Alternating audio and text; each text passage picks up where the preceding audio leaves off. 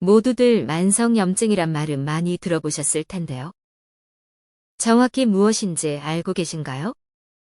만성염증은 우리 몸의 방어 체계가 너무 오래 활성화된 상태입니다. 상처가 생기면 몸은 염증 반응을 일으켜 그 부위를 보호하려는데요. 만성염증에서는 이 방어 체계가 지나치게 활성화되어 염증 반응이 멈추지 않고 계속 일어나게 되는 거죠. 오늘은 우리 몸에 만성염증이 있는지를 어떻게 확인할 수 있는지, 그리고 항산화 식품으로 유명한 마늘이 어떻게 만성염증에 도움이 되는지, 만성염증을 잡기 위해 마늘을 어떻게 복용하는 것이 가장 좋을지, 지금부터 함께 알아보시죠. 만성염증이 나쁘다는 것은 알고 있는데, 도대체 만성염증이 여러 가지 질환을 일으키는 이유가 무엇일까요? 사실, 만성염증은 우리 몸의 면역 시스템이 너무 과도하게 반응하거나 잘못된 신호를 받아들이기 때문에 발생할 수 있어요. 이렇게 만성염증이 지속되면 다양한 질환들이 발생할 수 있는데, 심장병, 당뇨병, 관절염 등이 대표적인 예죠. 만약 우리 몸속에 만성염증이 있는지 확인하고 싶다면 어떻게 할 수 있을까요? 증상을 통해서 간단하게 확인할 수 있어요. 만약 피로, 근육통, 발열, 관절통, 소화 문제, 피부 장애 등 다양한 증상이 지속적으로 또 하나가 아닌 둘에서 셋 이상 함께 나타난다면 만성염증의 가능성이 있으니 주의해야 합니다. 혈액 검사를 통해서도 확인 가능합니다. 혈액에는 염증 수치를 측정할 수 있는 염증 표지자가 있는데요. 특히 C반응 단백, 세포 침륜율, 백혈구 수를 통해 염증의 정도를 가늠할 수 있어요. 이러한 수치가 비정상적으로 높게 나타난다면 만성염증의 존재 가능성이 있답니다. 그렇다면 만성염증을 줄이기 위해 어떤 노력을 해야 할까요? 우선 유산소 운동을 꾸준히 하는 것이 도움이 될 수 있어요. 먼저 유산소 운동은 심장 건강과 혈액순환을 돕는 데 큰 도움을 줍니다.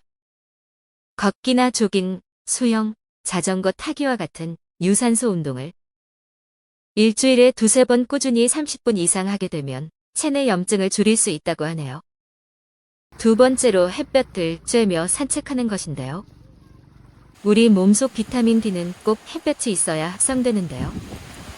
이 비타민 D는 면역 시스템을 강화하고 염증을 줄이는 데 도움을 줍니다. 꼭 걷지 않아도 햇볕을 쬐는 것 자체가 중요하니 하루 30분 정도는 낮 시간에 밖에 나가 보시는 것을 추천드려요. 세 번째, 항염식품을 복용하는 것입니다. 평소 먹는 식단에 항염식품을 포함하는 것만으로도 큰 도움이 되는데요. 대표적인 항염식품으로는 녹차, 과일, 야채, 고구마, 생선, 견과류 등이 있답니다. 그 중에서도 오늘 소개해드릴 마늘은 강력한 항염식품으로 유명한데요. 마늘 속 유익한 화합물인 알리신이 염증을 억제한답니다. 알리신은 마늘에 들어있는 유황 화합물로 매운맛과 독한 냄새를 나게 하는데요. 이 알리신은 마늘을 자르거나 으깨서 조직을 상하게 할 때 만들어지는데요. 이 알리신은 암세포 분열을 억제하고 암세포 사멸을 유도한다고 합니다. 2015년 국제학술지인 영양과 암에는 마늘을 연간 1인당 5kg 이상 섭취하면 위암 발병률이 낮다는 내용이 실렸는데, 계산해보면 하루에 4g 정도의 마늘이 필요하다는 의미인데요. 보통 크기의 마늘 한두 알이면 4g이라고 하니 참고해보세요. 또 알리신은 강력한 항균 작용이 있어 식중독균을 죽이는데요. 특히 위궤양의 원인이 되는 헬리코박터 파일로리균을 죽이는 효과도 있습니다. 게다가 항산화 작용을 통해 체내 활성산소로부터 세포를 보호하여 노화를 예방하고 면역력을 강화시켜준답니다. 여러분, 마늘 주사라는 말 들어보셨나요? 요즘 병원에 가면 피로회복 목적으로 마늘 주사라고 부르는 수액을 놔주는데요. 그 원리가 알리신의 피로해소 효과 때문입니다.